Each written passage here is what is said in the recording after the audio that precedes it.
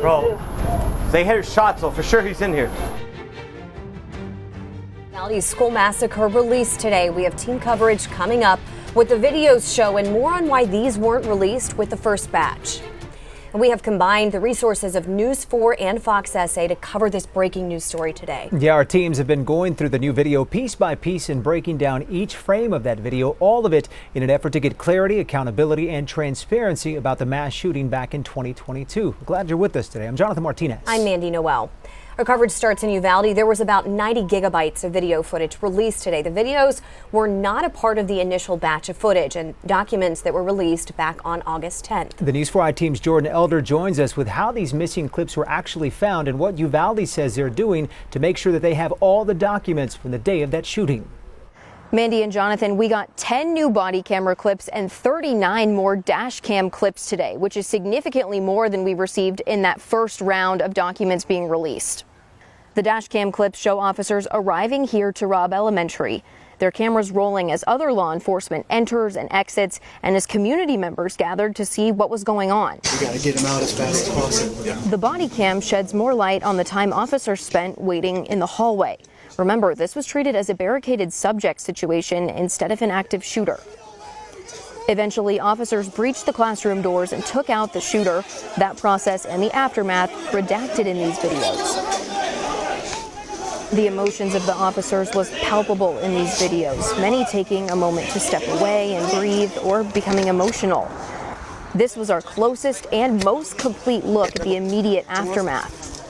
Family members of some of the children killed at Robb Elementary tell us they feel like they need to watch these videos to better understand how this happened. But that doesn't make seeing it any easier. As we have these institutions and these agencies telling us that they did nothing wrong. And then when we see the body cam footage or read the reports, we see that, it's right there in front of you. Reporting in Uvalde, I'm Jordan Elder. This is just the latest step in the release of records from that day, and it's been part of our more than 2-year-long legal fight. It's also part of our commitment to get you answers. All of this comes after several news outlets, including our parent company, Sinclair Broadcasting, filed a lawsuit against the city of Uvalde to get these records. It's our commitment to you to report all the facts and the truth. A judge ruled in our favor, forcing the city to release what it's been fighting to cover up for 2 years. The first release of information was in August, and we got more of it today. And our team coverage continues tonight. So the big question, what do law enforcement experts think about what the video shows? For more on this angle of the story, we turn to Fox SA's Yami Virgen, who's spent nearly 2 decades covering law enforcement right here in our area. She showed the videos to the experts and has their reaction tonight. The video that was released today included body cam and also dash cam video that we shared with retired Homeland Security Investigations Special Agent in Charge, Ari Jimenez, who also now teaches critical incident management training. Jimenez tells us that the video that he's seen shows that nothing short but chaos happened after they breached into those classrooms. It's unfortunate to watch, but immediately after the breaching into the classroom, the whole scene fell into chaos. The initial plan to move survivors to a catch and collection point fell apart. And what we saw is a lot of eager law enforcement personnel, eager to save lives and help. Unfortunately, there was no defined task and purpose. We'll have more with Ari Jimenez and the videos that were released coming up tonight at 10. Yami Virgen, News 4 San Antonio. And we did get a response from the city of Uvalde as to why this video was just released today. It says in part, quote, in addition to technological issues, there was an unintentional lack of proper due diligence by the officer who served as custodian of UPD records. End quote. According to that statement, that officer faced disciplinary action and has since retired. Now, so far, just 2 people have been indicted for their role in the 2022 shooting. We were there as former Uvalde CISD Chief Pete Arredondo and former district officer Adrian Gonzalez appeared in court last month for a pretrial discovery hearing. Arredondo was hit with 10 counts of child endangerment, Gonzalez with 29. Both have since pleaded not guilty. The judge set another pretrial hearing for December the 19th.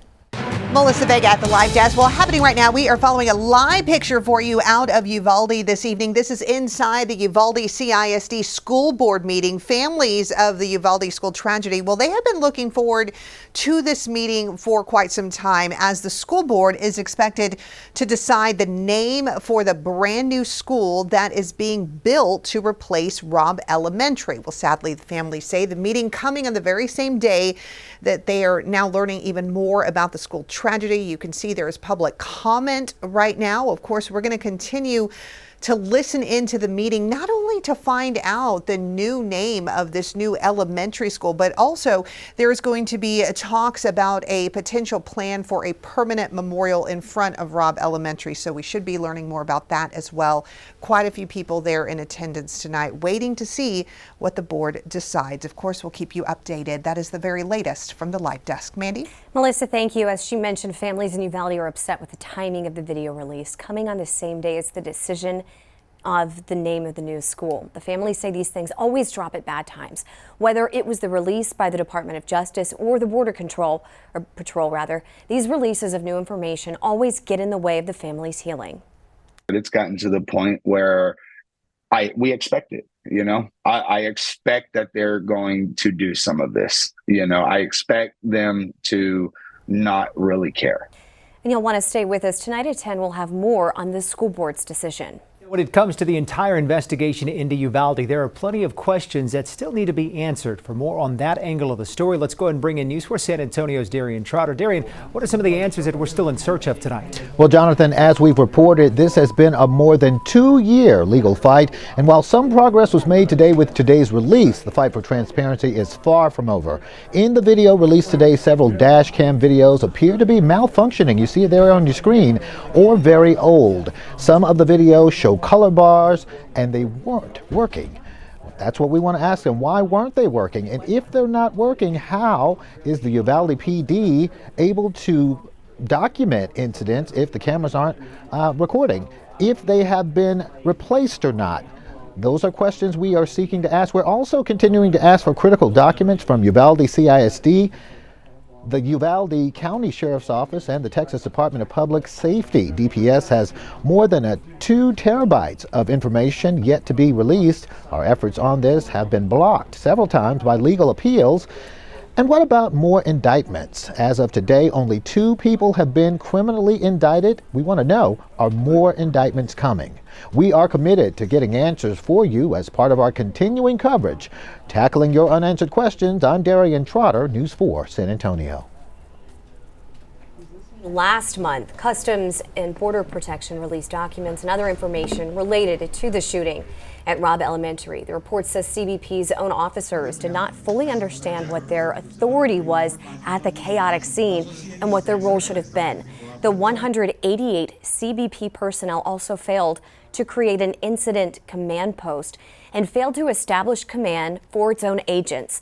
CBP admits that many of the agents did not have adequate training to handle this kind of situation. For more of our coverage right now, you can head to our YouTube page. That's where we've posted a video that was released today. We also have other Uvalde-related content from our previous reports, and it's constantly being updated. And of course, we will continue following the coverage on our apps and social media pages.